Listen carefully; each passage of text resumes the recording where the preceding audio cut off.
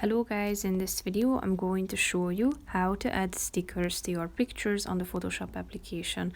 But first I just want to mention, don't forget to subscribe to my channel because at 100,000 subscribers I am going to show you my whole YouTube revenue statistics and growth strategy, how to make money online. Now let's jump into it. First, open the app on your phone, click on the home button down below and tap on photo editor above it. Select the picture you want to edit by tapping on it.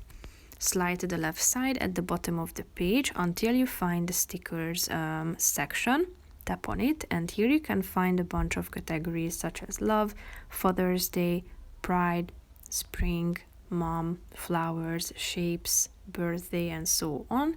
You can check them out all as you slide to the left and right.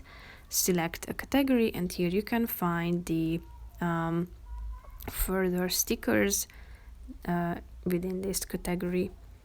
You can resize the stickers and position it within the screen. Feel free to apply as many as you would like to, like this. So basically that's it for this video guys. See you in the next one. Bye bye.